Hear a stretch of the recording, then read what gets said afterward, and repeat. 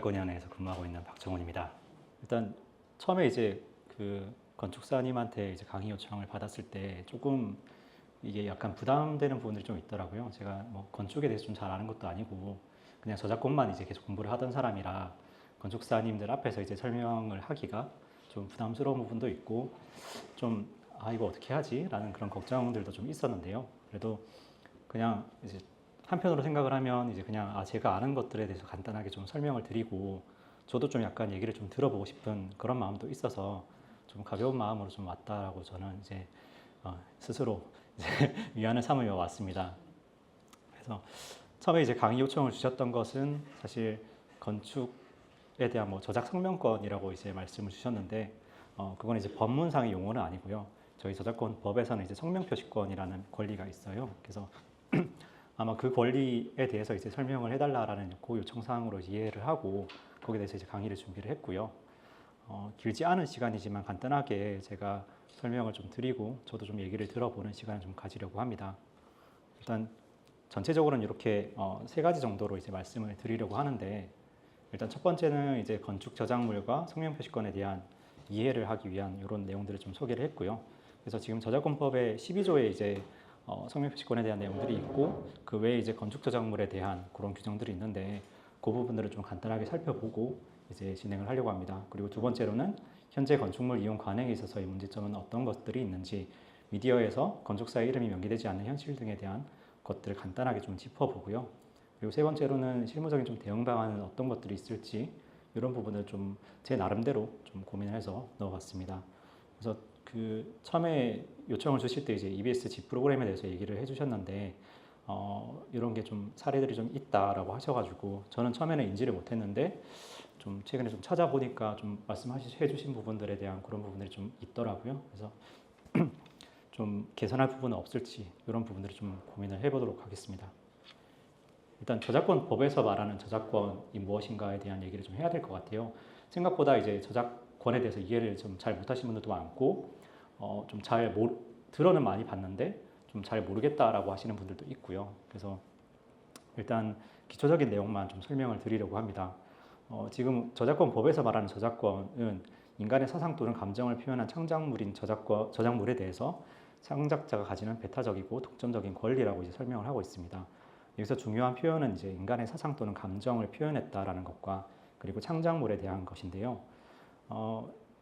일단 인간의 사상 또는 감정을 표현했다. 여기 표현이라는 요 워딩에 좀 포인트가 있는데 뭐 특허나 아니면 뭐 디자인 같은 뭐 산재권 쪽에서는 사실 아이디어에 대한 보호가 좀 이루어지는 부분들이 있지만 저작권 같은 경우는 아이디어에 대한 보호는 하지 않고 표현 자체 어떻게든 내가 구상한 바에 대한 그런 것들이 표현되어진 것들을 보호하겠다라는 것이 법의 취지라고 보시면 되고요. 왜냐하면 개별적인 아이디어까지 다 보호를 하게 되면 그걸 이용하는 사람의 입장에서 굉장히 제약사항들이 많이 생기는 거잖아요. 그 아이디어도 내 거다, 그 아이디어도 내 거다라는 주장을 하게 되면 실제로 그 이용 생활에서 굉장히 어려움이 발생하기 때문에 표현을 보호하겠다라는 것이 법의 취지이고 그리고 또 한 가지는 창작물이라는 것인데요.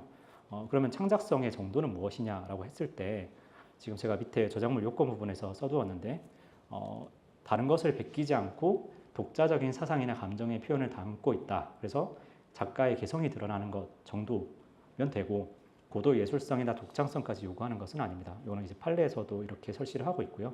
그래서 어떤 고도의 어떤 자격증이 있어야 필요하다든지 아니면 전문 지식이 필요하다든지 이런 걸 요구하는 것은 아니고 그냥 단순하게 독창성이 있네, 조금 새롭다 그런 거에 대한 표현들이 있다면 저작권으로 보호가 가능하고 그리고 한 가지 구분해야 될 것은 이제 저작권과 그리고 이제 다른 지식재산권 분야에 있는 이제 산재권, 산업재산권 부분인데요. 특허나 이제 그 디자인권 이런 것들과 좀 구분을 하자면 가장 큰 차이는 특허나 이제 디자인권 이런 것들은 등록을 해야만 권리가 발생하는 권리이지만 저작권 같은 경우는 사실 등록이 필요 없고요. 창작을 하면 그 창작과 동시에 발생하는 권리라는 측면에서 좀 차별성이 있습니다. 그래서 제가 이따가 또 등록에 대한 얘기를 하긴 하겠지만 저작권 등록이 따로 있기는 해요. 있기는 한데 그 부분은 이제 권리 발생 요건은 아니고 나중에 이제 추정력이나 대항력 이런 이제 법적인 측면에서 뭔가 유리한 지위를 선점하기 위해서 필요한 것이라고 보시면 되고요. 저작권이라는 권리 자체는 창작과 동시에 이제 발생을 한다라고 보시면 됩니다. 그래서 이 개념은 사실 창작자 권리 보호라는 측면 그리고 문화 발전 장려라는 측면이 좀 고려가 되었다라고 보시면 되고 처음에 이제 산업혁명 이후에 인쇄술이 발전하면서 처음에 이제 출현을 했던 이제 권리인데 처음에는 말 그대로 뭐 책이나 아니면 뭐 종이 같은 거에 이제 카피하는 그런 권리에서 시작을 해서 이제 시간이 지나면서 일반적인 인터넷상에서의 그런 저작물 이용이라든지 그리고 최근에는 AI 관련된 그런 부분들에서 저작물 이용행위 좀 점점 더 그 외연이 확장되는 추세에 있다라고 보시면 됩니다.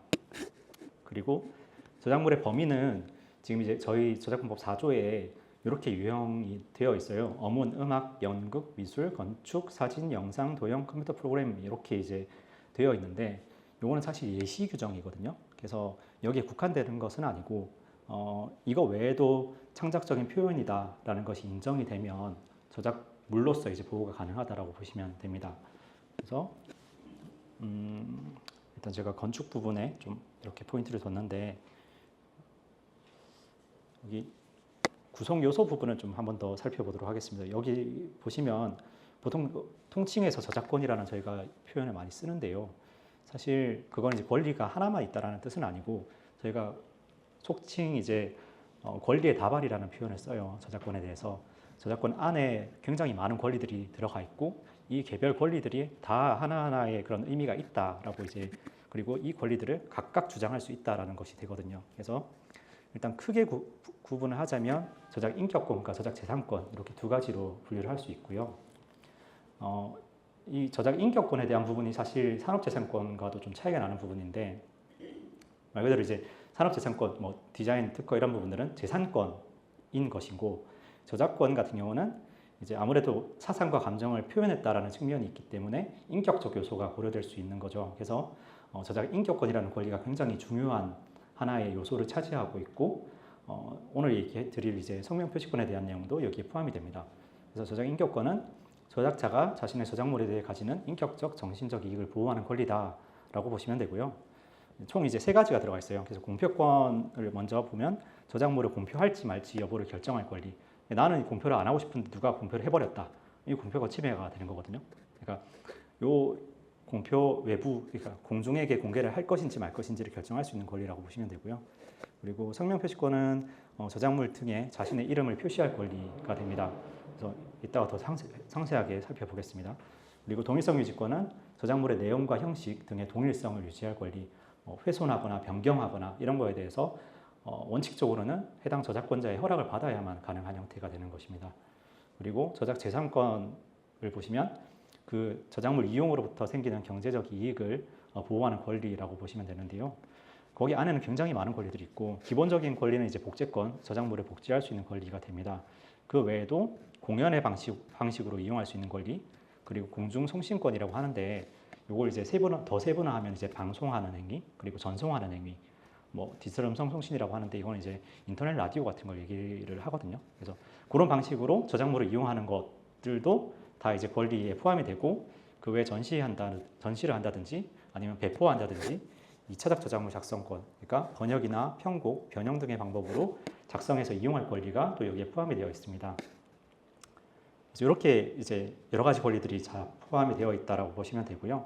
성명 표시권 같은 경우는 이제 좀 이따가 또 살펴보겠지만 저작자가 자신의 저작물의 원본이나 복제물에 또는 저작물 공표 매체에 실명이나 이명을 표시할 권리를 가진다라고 이제 법에서 규정을 하고 있고요. 건축 저작물 같은 경우에는 설계자가 건물에다가 자신의 이름을 표기할 권리를 의미하고 이거는 이제 보호가 될 수 있다라고 볼 수 있습니다. 그리고 해당 저작물을 이용하는 사람 입장에서는 저작자의 특별한 의사 표시가 없을 때는 그 저작자가 실명이나 이명을 표시한 바에 따라서 표시를 해야 된다라고 이제 규정을 하고 있고요. 요 해당 조문에 대해서는 좀 더 꼼꼼하게 살펴보도록 하겠습니다. 우선 건축 저작물에 대해서 이제 정의하고 있는 내용들이 있는데요. 저작권법의 이제 건축 저작물 규정은 4조 1항 5호에 지금 이제 건축물 그리고 건축을 위한 모형 및 설계 도서 그 밖의 건축 저작물이라고 이렇게 이제 명시를 하고 있고요. 결국 이제 건축 저작물, 건축물 그 자체뿐만 아니라 건축 모형이랑 설계 도서도 다 보호 대상이 된다라고 보시면 됩니다. 그리고 요 근거는 이제 베른 협약이라고 이제 좀 저작권과 관련된 국제 조약이 있거든요. 그래서 거기에 이제 규정이 2조인가 거기에 들어가 있고 우리 저작권법 규정에도 다 규정이 되어 있습니다. 그리고 조금 이게 해석상의 혼동의 여지가 있어서 사실 이렇게 들어간 건데 건축을 위한 모형 또는 설계 도서에 따라서 건축물을 시공하는 행위도 저작권법에서는 복제로 이제 보고 있거든요. 그래서 똑같이 이제 따라서 이제 짓는 행위, 이것도 복제 행위로 이제 포섭이 된다라고 보시면 되고요. 그리고 보호 범위 같은 경우는 건축물의 외관과 공간의 독창적인 구성, 그리고 전체적인 디자인 이런 것들이 다 포섭이 될 수 있습니다. 다만 이제 개별적인 장식품이나 기능적인 요소만으로는 이제 저작물 보호 대상으로 보기가 조금 어려운 측면이 있고요. 건축 저작물을 보호하는 취지는 이제 건축물에 의해서 표현되는 이제 예술성을 보호하기 위한 것이고, 다만 이제 일반 주택 같은 건물들도 창작성이 있으면 보호가 된다라고 보는 것이 저작권학계의 일반적인 견해입니다. 그리고 이제 요거는 이제 건축 저작물 인정 요건인데요. 창작성을 아까 제가 말씀을 드렸는데 그러면 건축 저작물 같은 경우는 어떤가라고 했을 때 크게 차이가 없어요. 이 부분은 사실 허들이 더 높거나 뭐 이런 걸 요구를 하는 게 아니거든요. 그래서 건축물이 창작자의 독자적인 표현을 담고 창조적인 개성이 있으면 창작성이 인정될 수 있다라고 해서 결국 저작물로서 보호가 가능하다라는 얘기가 되는 것이고요. 그리고 이제 보호 대상과 제외 요소 부분을 보면 건축물의 외관과 공간 배치 등 전체적인 조합은 이제 건축 저작물로 보호가 된다라는 거 보고 있고요. 그리고 다만 장식품이나 개별 설비에 대해서는 별도 저작물로 판단이 가능하다라고 되어 있는데, 이거는 이제 건축 저작물로 보호가 안 된다라는 의미는 아니고 그 건축가 하나의 뭐 객체로서 보호 대상이 되는 경우들도 있을 수 있고, 혹은 그 자체가 하나의 독자적인 저작물로서 보호될 여지가 있을 수도 있기 때문에 그런 경우에는 해당 장식품이나 설비 등이 별도의 뭐 미술 저작물이 될 수도 있고요, 아니면 도형 저작물이 될 수도 있고 다른 형태의 이제 저작물로 보호가 가능하다라는 의미라고 이해를 하시면 됩니다. 그리고 기능과 창작성의 부분인데 일반적인 표현 방법 그리고 용도, 기능에 따른 표준적인 구성은 창작성을 인정하기가 좀 어려운 측면이 있고요. 실제 소송에서도 이런 부분들이 굉장히 많이 쟁점화가 됩니다. 그러니까 저작권 침해를 주장하는 입장에서는 이거는 나만의 독창적인 표현이다라는 주장을 할 테고, 침해가 아니다라고 주장하는 피고 측에서는 이거는 통용되는 방식이다, 아니면 일반적으로 많이 사용한다, 그리고 어쩔 수 없이 기능적으로 이 부분들은 들어가야 된다, 이런 얘기를 많이 하게 되는 거죠. 그래서 이런 부분들을 좀 나중에 소송에 가면 많이 쟁점화가 된다라고 보시면 되고요. 그리고 위적 요소가 두드러질 때 저작물성이 인정되는 것은 이제 당연한 얘기라고 보시면 되고, 그래서 밑에 창작성에 대한 판례 입장을 보시면 여기 위에 이제 설치한 그 판례에 나오는 문구인데, 건축물이 건축 분야의 일반적인 표현 방법, 그 용도나 기능 자체, 저작물 이용자의 편의성 등에 따라 기능 또는 실용적 사상을 나타내고 있을 뿐이라면 창작성 인정이 어렵지만, 사상이나 감정에 대한 자신의 독자적인 표현을 담고 있어서 창작자의 창조적 개성이 나타나 있는 경우라면 창작성을 인정할 수 있다라고 이제 절시를 하고 있습니다. 물론 개별 사안마다 좀 다르게 평가를 해야 되는 부분이긴 합니다.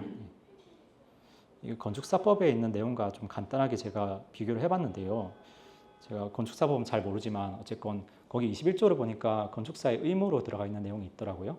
설계도서에 서명 날인에 대한 내용들이 들어가 있고, 사실 요거는 의무에 대한 규정이라서 저작권법의 내용과 좀 다른데요. 저작권법은 저작자의 권리를 보호한다라는 측면에서 성명 표시권을 규정을 하고 있고, 건축사법 같은 경우는 설계도서 등에 이제 서명 날인을 해야 된다라는 이런 내용이고, 저작권법은 저작물의 원본, 복제물, 그리고 공표 매체의 이름을 표시해야 된다, 표시할 수 있다, 이제 권리로서 이제 규정을 하고 있는 거죠. 그리고 위반에 따른 결과도 좀 다르게 나타나고요. 주의 목적은 건축사법은 이제 말 그대로 건축물의 안전과 품질 보장이라든지 책임 소재를 좀 명확하게 한다라는 측면이 있을 테고, 저작권법 같은 경우는 인격적 이익을 보호한다, 저작자로서 권리를 보장한다, 이런 측면이 있습니다. 이게 사실 수혜되는 그 대상이 다른 거죠. 그래서 건축사법은 공법상의 의무로서 설계자 표기를 요구하는 것이고, 저작권법은 사건으로서의 권리를 보장하는 것이다. 그래서 제가 오늘 말씀드리는 부분은 대체로 이제 이런 권리 보장에 대한 측면이라고 보시면 됩니다. 그러면 법에는 어떻게 표시가 되어 있냐? 여기 보시면 12조에 성명 표시권이라고 해서 나와 있는데요. 1항은 이제 저작자는 저작물의 원본이나 그 복제물에 또는 저작물의 공표 매체에 그의 실명 또는 이명을 표시할 권리를 가진다라고 되어 있고요. 그리고 이 항을 보시면 저작물을 이용하는 자는 그 저작자의 특별한 의사표시가 없는 때에는 저작자가 그의 실명 또는 이명을 표시한 바에 따라서 이를 표시해야 한다. 다만 저작물의 성질이나 그 이용의 목적, 형태 등에 비추어 부득이하다고 인정되는 경우는 그러하지 아니하다라고 되어 있습니다. 이걸 좀 분설해서 좀 살펴보면 첫 번째로 저작자의 인격적 권리라는 측면이 있는데요. 이 저작자가 자신의 그 저작물의 창작자임을 표시하고 주장할 수 있는 권리라고 보시면 되고, 표시 방법의 자유 측면이 좀 중요한데 저작자 자신이 이제 실명으로 표시할 권리도 있고 아니면 이명으로 표시할 권리도 있고요.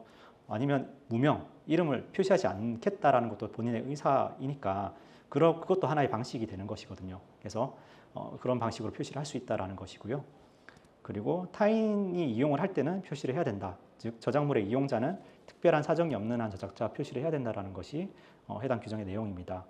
건축 저작물에서의 의미를 보시면 건축사는 자신이 설계한 건축물, 설계도서, 건축 모형 등에 이제 자신의 이름을 표시할 권리가 있고, 이용하는 자의 경우에는 해당 건축사의 이름을 명기하는 것이 바람직하다라고 할 것입니다. 이제 특징 부분인데요. 좀 더 부연을 하자면 이제 표시 선택권을 가진다. 아까 말씀드린 것처럼 실명이나 이명, 익명 중에서 선택을 할 수 있고, 자기 이름을 표시하지 않을 자유도 여기에 포함이 됩니다.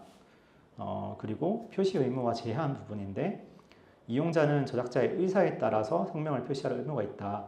결국 표시 방법이 굉장히 중요한데, 그러면 이용자가 매번 저작자한테 어떻게 표시할래? 이렇게 물어보기는 힘들잖아요. 그러다 보니까 처음에 저작자가 표시한 방법대로, 그 사람이 실명을 표시했으면 실명대로, 아니면 이명대로 표시했으면 이명대로, 이런 형태가 되는 거예요. 그래서 그런 걸 준수해라라는 것이고요.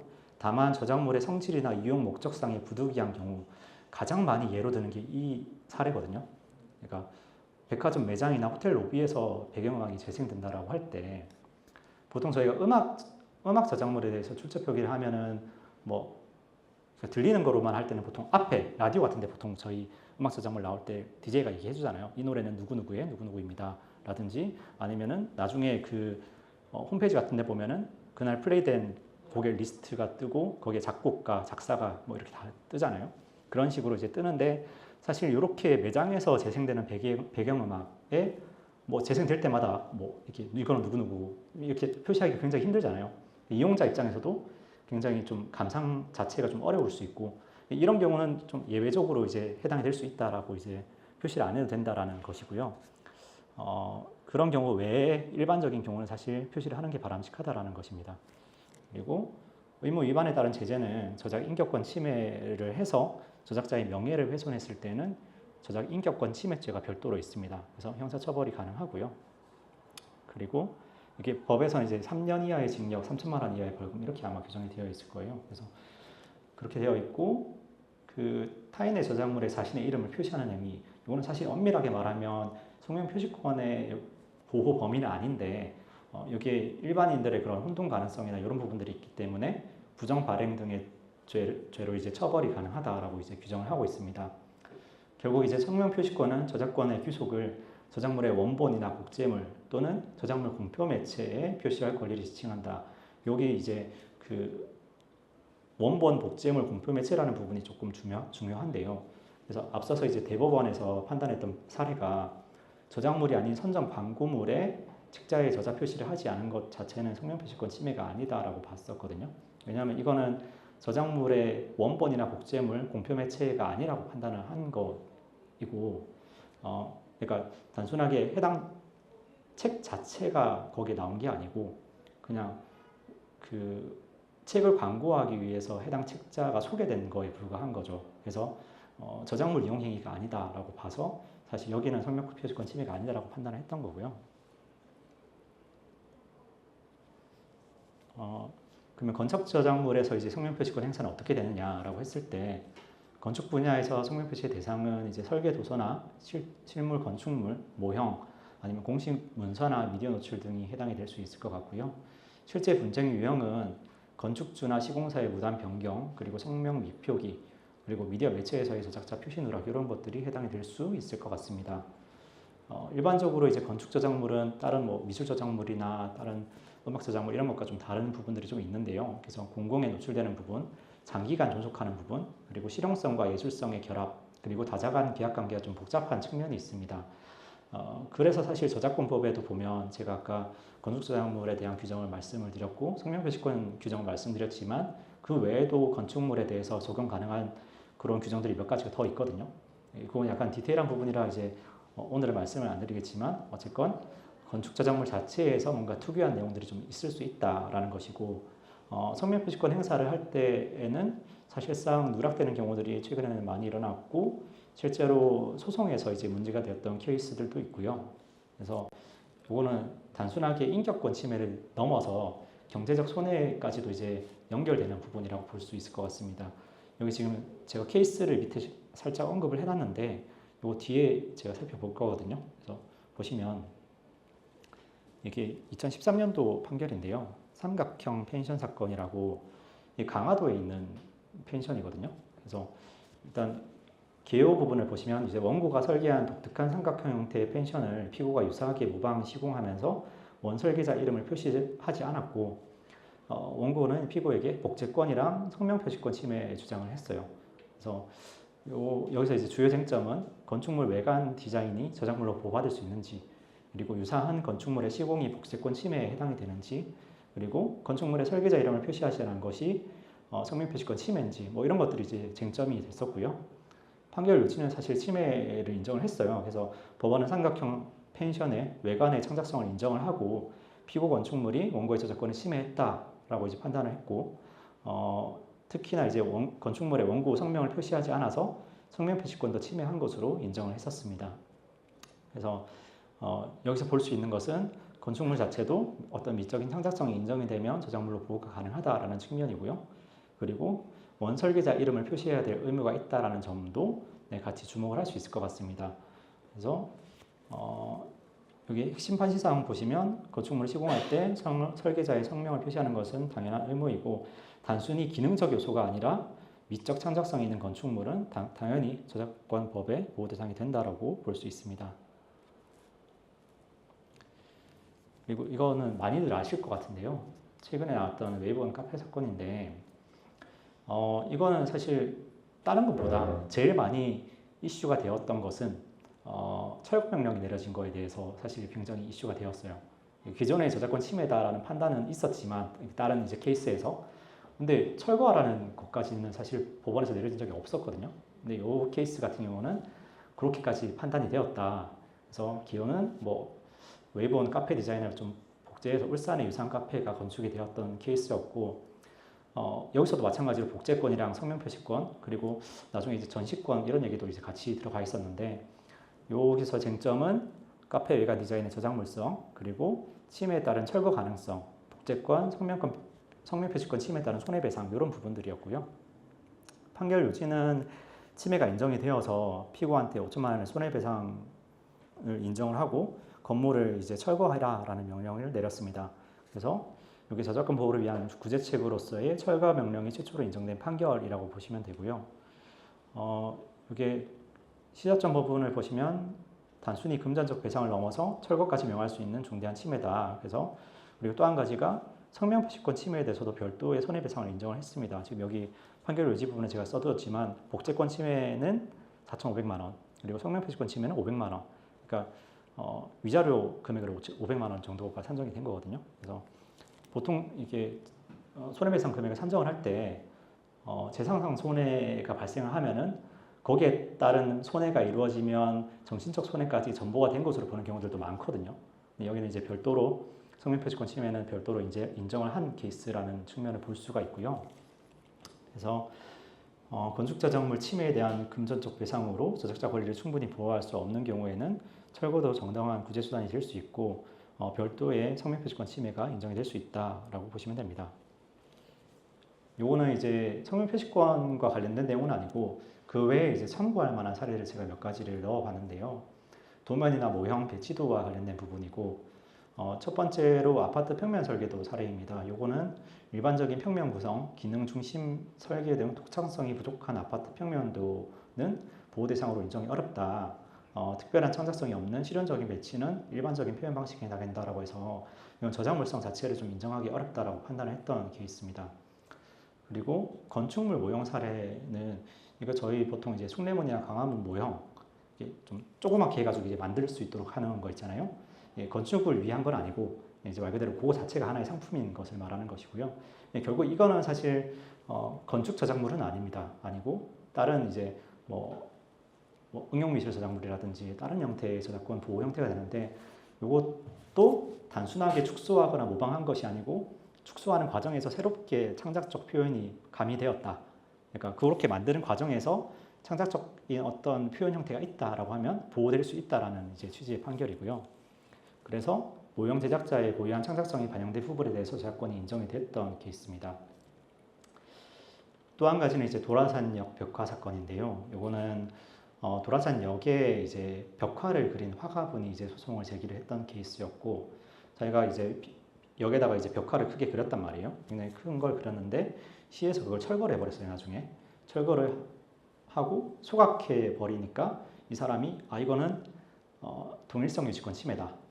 내가 그린 그림에 대한 동일성을 훼손했다라는 것과 뭐 이런저런 이야기들을 같이 하면서 소송을 제기를 했는데 결과적으로는 이제 동일성 유지권 침해는 아닌 것으로 판단이 났었고요. 법원에서는 다만 이제 동일성 유지권은 아니지만 일반적인 인격권에 따라서 이제 보호가 가능한 영역이 있고 결국 동일성 유지권과 별개로 인격권 보호 관점에서 침해다라는 이제 판단을 했던 케이스입니다.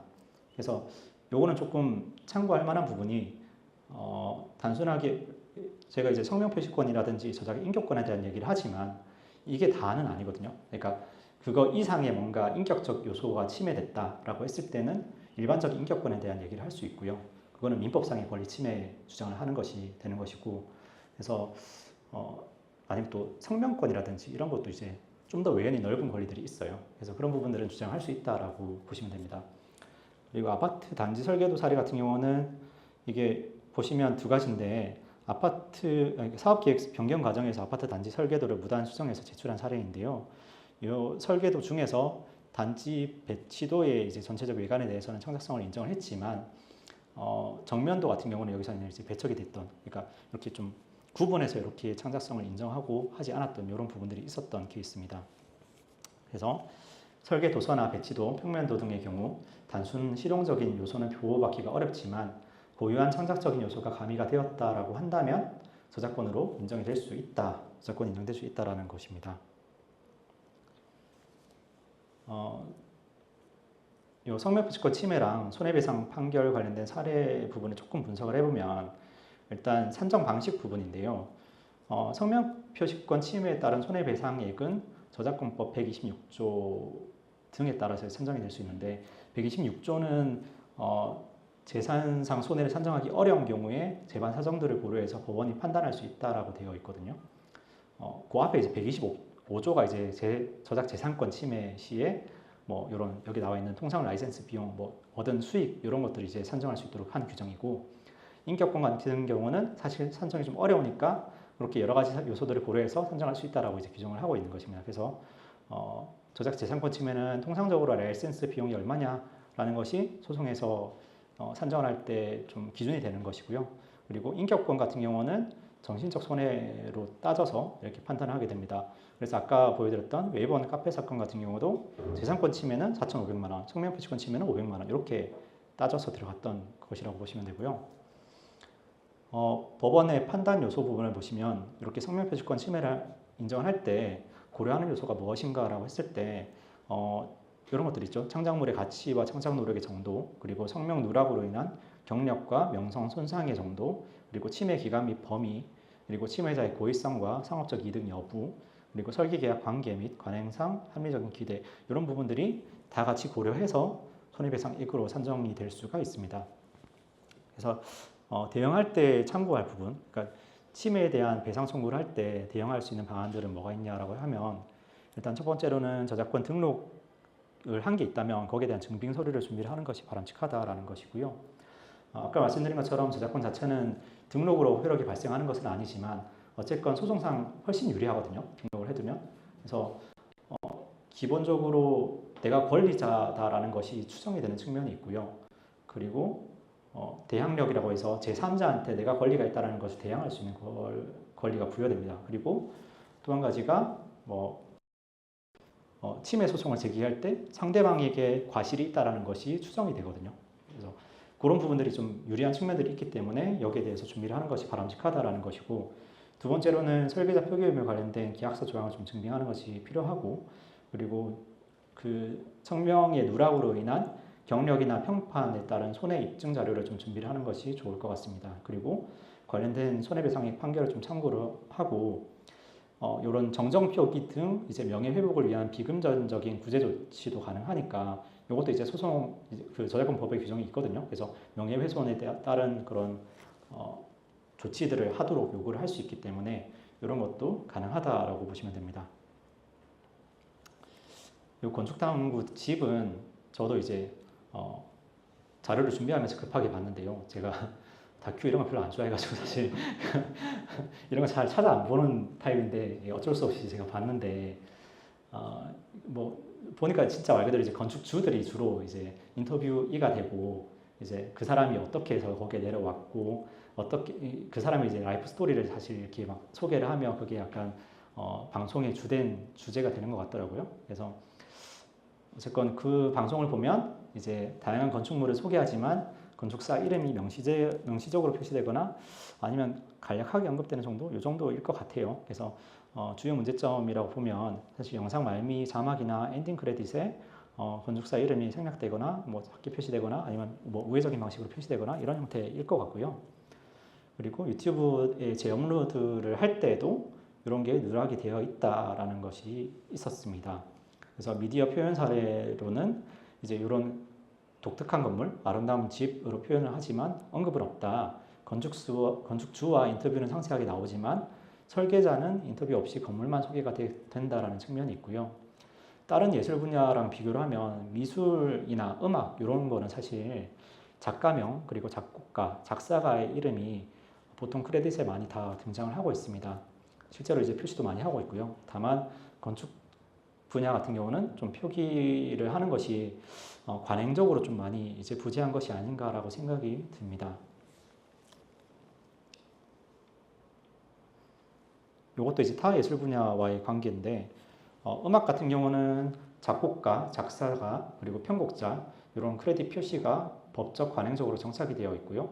실제로 스트리밍 서비스나 방송 공연을 할 때 표시가 다 되죠, 보통. 그래서 이런 부분들이 있고, 미술 같은 경우는 거기 이제 서명도 하게 되어 있고, 전시할 때도 작가명이 다 들어가고요. 그리고 미술관, 갤러리, 도록 등에서도 명확히 표시를 하고 있습니다.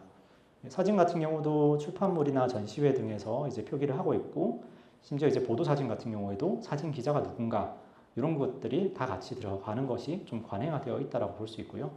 다만 건축 같은 경우는 설계자 표기 문화가 조금 정착이 되어 있지 않은 것 같고, 건축주와 시공사가 오히려 더 부각이 되는 경향들이 조금 있는 것 같습니다. 이거는 그냥 뭐 혼자 생각해본 그런 가이드라고 보시면 되는데, 크게 세 가지로 나누어서 일단 계약 단계 같은 경우는 저작권 기속을 좀 명확화하는 것이 바람직하다. 저작권이 건축사에게 있다는 걸 좀 명시를 하는 것이 바람직하고, 요거는 이제 그냥 제가 예시로 든 건데 기본 설계비에 저작권 양도 비용 등을 불포함한다라는 것은 이게 저작권이 건축사에게 있다는 것을 좀 더 방증하는 하나의 증거 자료로 이렇게 쓴 것이고요. 그리고 성명 표시를 의무화한다. 즉 설계 도서나 완공된 건축물 그리고 홍보물 등의 설계자 이름을 명기할 것을 포함한다라고 이제 할 수 있고, 그리고 2차 작업 활용 부분은 설계 변경을 할 때에도 원 설계자의 동의가 필요하다라든지 아니면 표기 방식은 어떠해야 된다라든지 이런 걸 명시하는 것이 좋지 않을까 싶습니다. 그리고 미디어 활용 측면에서는 촬영하고 미디어 활용을 할 때 별도의 동의서를 이제 쓰도록 한다라든지 이런 성명 표시 방식은 좀 명시를 하는 것이 바람직하다라는 것이고요. 그리고 표준적인 크레딧 방식을 제시를 하는 것이 어떨까 싶습니다. 방송이나 웹사이트, 출판물별로 건축사가 표기될 수 있는 방법을 좀 가이드 형태로 제공하는 것이 좋을 것 같다라는 것이고요. 그리고 뭐 모니터링은 뭐 당연히 이제 할 수 있는 부분이고, 그리고 사후 관리나 대응 방안 부분은 아까 말씀드렸던 것처럼 저작권 등록에 대한 부분, 주요 작품의 설계 도서 등에 대해서는 저작권 등록으로 이제 법적인 보호를 강화하는 방법이 필요할 것 같고요. 그리고 표준 계약서 활용 부분은 뭐 협회에서 하든 아니면 다른 데서 이제 뭐 다른 방식으로 제공을 하든 저작권 보호 조항을 포함한 표준 계약서를 좀 만들어서 사용을 할 수 있도록 하는 것이 바람직하다라는 것입니다. 그리고 또 한 가지는 단체적인 그런 대응 채널을 좀 확보를 하는 것이 좋을 것 같다라고 이제 일단은 제언을 했습니다. 그래서 일단 내용 정리 부분인데요. 앞에 이제 제가 말씀드렸던 내용을 간단하게 설명을 한 건데, 일단 성명 표시권은 법적인 권리다. 저작권법의 12조에 명시된 권리고 이런 표기할 권리를 보유한다라는 것입니다. 그리고 건축 저작물이 인정되는 범위는 창작성이 인정되는 건축물과 설계도, 모형 등이 모두 보호 대상이고, 법원은 건축물의 독창적인 표현에 주목을 한다라는 측면이 있습니다. 그리고 침해 유형과 판례 동의한 부분은 설계도의 무단 이용, 성명의 미표기, 설계 변경 시에 원작자 누락 등이 주요 침해 유형이고, 법원은 손해배상을 인정을 했던 케이스들이 있고요. 그리고 미디어 환경에서의 과제 측면은 건축 프로그램이나 출판물 등에서 건축사 이름이 누락되는 관행을 개선할 필요성이 있지 않을까라고 이제 생각을 합니다. 그리고 실무자 대응 방안은 일단은 인식 확대 부분이 좀 중요하다고 생각을 합니다. 본인 스스로가 성명 표시권이라든지 이런 권리가 있다는 것을 인지를 하고 행사를 하도록 이제 노력을 하는 것이 필요하고요. 그리고 계약 단계에서 이런 성명 표시 방식과 의무에 대한 내용들을 좀 명확하게 기재를 하고 미디어 활용 동의서 같은 것도 미리미리 좀 준비를 해두는 것이 좋을 것 같습니다. 그리고 협회 차원에서도 조금 이런 미디어라든지 거래 관한 개선을 위한 대응 방안을 좀 공동으로 모색을 하는 것이 좋을 것 같다라는 것이고요. 그리고 뒤에 자주 묻는 질문은 이제 제가 그냥 자주 묻는 질문인데요. 기존 관행상 이름을 표시하지 않았는데 법적 문제가 있냐라고 했을 때 그건 이제 관행적인 부분인 거고, 사실 법적으로 이제 권리 주장할 수 있는 건 별개의 문제라고 보시면 됩니다. 그리고 등록이 필요한가라는 부분도 꼭 필요는 없죠. 등록이 없어도 권리는 발생을 하지만 그런 추정력이나 대항력 등의 기초에서 법적 보호가 강화될 수 있기 때문에 이런 거는 등록을 권장한다라고 이제 제가 일단 소개를 해두었습니다.